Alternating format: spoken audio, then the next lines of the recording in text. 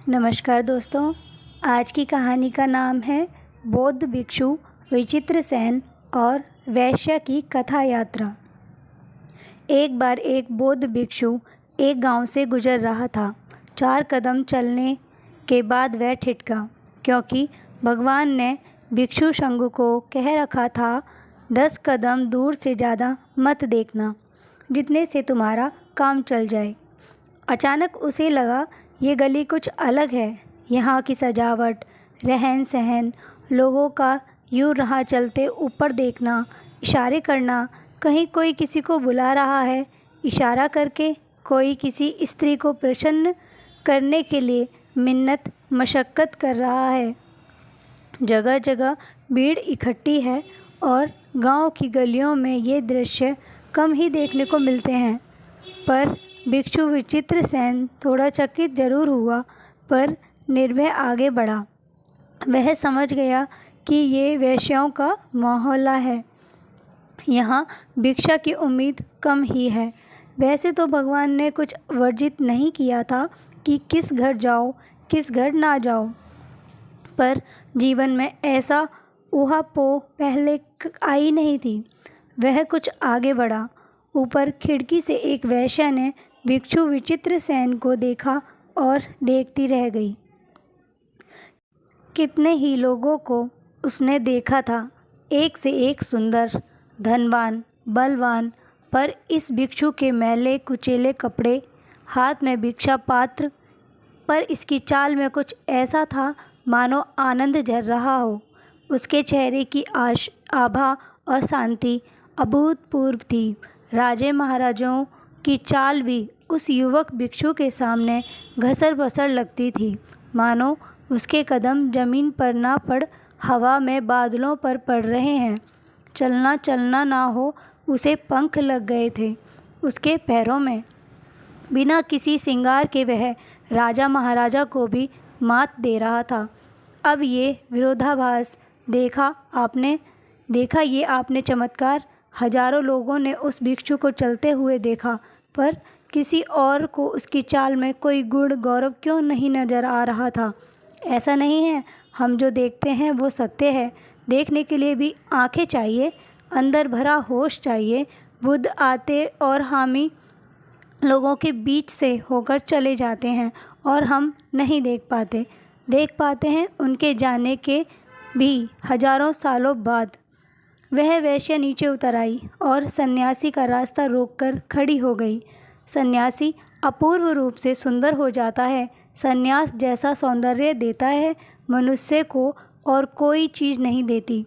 संन्यास्त होकर तुम सुंदर ना हो जाओ तो समझना कि कहीं भूल चूक हो रही है।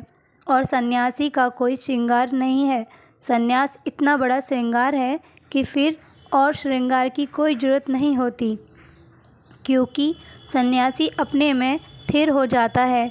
उसकी वासनाएं उसे घेरे नहीं होती। वह उस कोमल पुष्प की तरह हो जाता है जो अभी अभी प्रातः की बेला में खिला है। अभी उसकी पंखुड़ियों पर ओस की नाजुक बूंदें चमक रही हैं। उस पर कोई धूल धमास नहीं जमी है। कोर निकुलिश है। उसकी सारी उद्विग्नता खो गई है। उसके सारे ज्वर, तनाव, आसक्ति, कामनाएं गिर गई हैं। शून्य विराग का गीत गूंजता उसके अंत से। उसके आसपास एक लयबद्धिता, एक मधुर झंकार अभिभूत कर जाती है उसके संग साथ मात्र से। आनंद का समुद्र हिलोरे मारने लग रहा है उसके हृदय में। पर आपने देखा इस अनछुए निष्कलुष सौंदर्य पर स्त्रियां कितनी जल्दी मोहित हो जाती हैं। स्त्री में एक अद्भुत शक्ति है। वह आपकी आँखें, आपके शरीर के हाव भाव, आपकी छुअन या देखने भर से आपके अंतःसे की गहराइयों तक की वासनाओं को जान जाती है एक पल में। उस वैश्य ने भिक्षु विचित्र गुप्त का रास्ता रोक लिया और आवेदन किया है, हे देव, इस वर्षा काल तुम मेरे घर रुक जाओ। 4 महीने वर्षा काल में बौद्ध भिक्षु किसी एक स्थान पर निवास करते थे। मैं सब तरह से तुम्हारी सेवा करूंगी। भिक्षु विचित्र गुप्त ने उस वैश्य की ओर देखा उसकी आंखों में एक प्यास थी, कुछ खोज रही थी जो उसे भोग विलास में, धन दौलत में नहीं मिल पा रहा था। उसने कहा, हे देवा, मैं आज तुम्हें कुछ कह नहीं सकता, क्योंकि मुझे अपने गुरु से इस बात की इजाज़त लेनी होगी। तुम कल तक मेरा इंतज़ार करो, मैं गुरु से पूछकर कल हाजिर होता हूँ। और आगे बढ़ गया। जिस शांति और स्थिरता से उसके वो शब्द कहे थे, वे शब्द नहीं, अमृत रस हो। वह वेश्या उन शब्दों पर मंत्रमुग्ध हो गई और जाते हुए उस बौद्ध भिक्षु को निहारती भर रही। उसे कोई शब्द न सूझा। मन पल के लिए निशब्द हो गया। एक गहरी शांति छा गई। मन के आंगन में मानो ज्येष्ठ की भरी दोपहरी में अचानक एक काली घनी बादली ने सूर्य को ढक चारों ओर एक शीतलता बिखेर दी हो।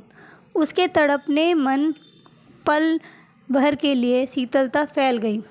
उस वेश्या को ये आस नहीं थी कि मेरा ऐसा भाग्य होगा कि मैं जीवन में किसी भिक्षु का संग साथ करूंगी।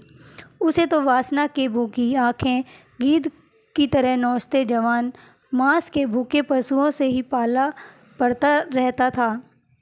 प्यार के दिखावे के नाम पर एक छलावा, एक नकली चेहरा, चारों ओर झूठ और फरेब की दीवारें ही देखने को मिली थी। उसका मन बार बार कह रहा था कि देखना, वह ज़रूर मेरा निमंत्रण स्वीकार लेगा। उसकी आंखों में भय नहीं था और उसके उस भिक्षु की चरण धूल अपने आंचल में समेट ली और अपने निवास की ओर चली गई। वो सब सामान को सुनियोजित तरीके से लगाने लगी। दासी को भी कह दिया, इस शयन कक्ष को खूब सुंदर सजा संवार दें। कल कोई मेहमान आने वाला है और वह यहाँ 4 माह रहेगा। दासी उसका मुख देखती रह गई। ऐसा कौन मेहमान आ रहा है? यहाँ तो रोज़ नए आते हैं और चले जाते हैं। दासी की समझ में कुछ आया, कुछ नहीं आया, पर वह कुछ बोली नहीं, अपने काम में लग गई। वैश्या तो इतनी प्रसन्न हुई मानो उसके घर कल खुद भगवान चलकर आ रहे हैं। उसके पैर जमीन पर नहीं गिर रहे थे। इतनी खुशी उसे सहन नहीं हो पा रही थी। उसके होठों पर मधुर गान मुखरित हो रहे थे। उसके कदमों में रागों के नाद डोल रहे थे। हृदय हिलोरे ले रहा था। सांसों में सुगंध समा रही थी। इतनी खुशी उसे जीवन में पहले कभी नहीं हुई। लगता था आज जीवन धन्य हो गया। भिक्षु ने जाकर भगवान बुद्ध से भरी सभा में पूछा। 10,000 भिक्षु वहाँ पर मौजूद थे।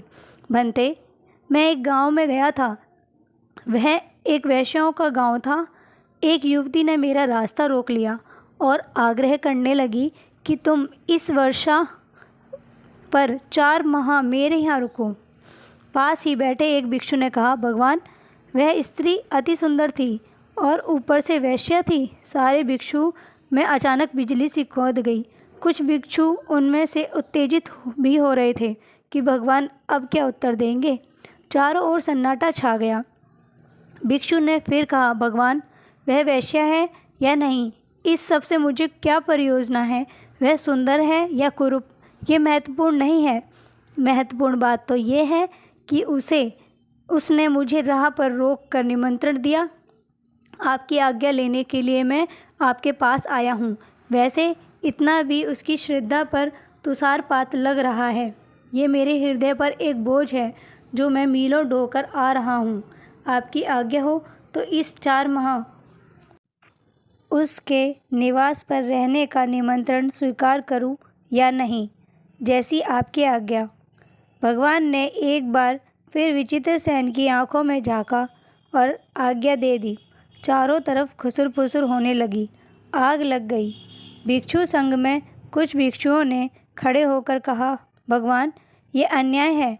ये तो सरासर भ्रष्ट होने की राह है। आप खुद ही ऐसा करेंगे और कहेंगे तो हमें कौन रोकेगा? समझाएगा कौन? आप अपने निर्णय पर एक बार और विचार कर लें। एक भिक्षु कहने लगा, भगवान, मेरे मन में भी ये प्रश्न था। मैं भी आपसे आज्ञा चाहता था, पर झिझक रहा था कि लोग क्या कहेंगे। डर भी लग रहा था कि आप मना कर देंगे। अब तो मेरे प्रश्न का उत्तर आपने स्वयं दे दिया। अब तो पूछने की कोई ज़रूरत ही नहीं है। भगवान ने उस भिक्षु को देखा।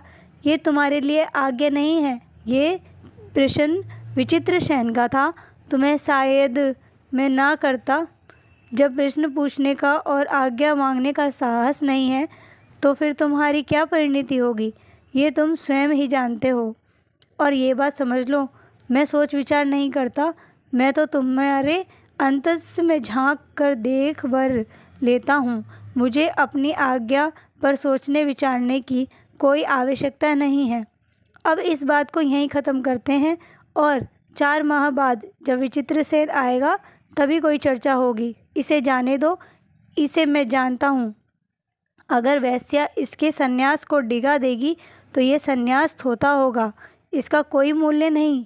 तुम्हारे सन्यास की नाव में एक वेश्या भी यात्रा ना कर सके तो 2 पैसे का सन्यास है, उसका क्या मूल्य है। भिक्षु विचित्रसेन भगवान को प्रणाम कर चला गया।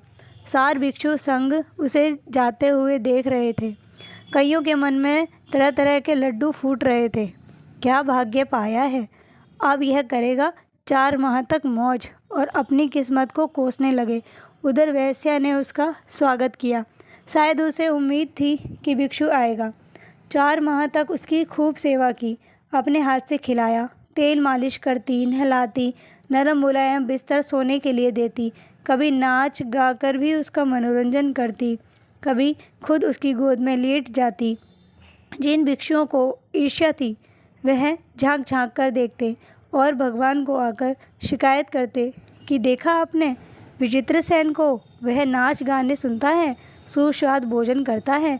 कभी तो वैसे उसकी गोद में लेटी हमने देखी, वह अपने हाथों से उसे तेल लगाती है, नहलाती है, और कभी कभी तो हमने उन्हें एक ही बिस्तर पर संग साथ सोते भी देखा है।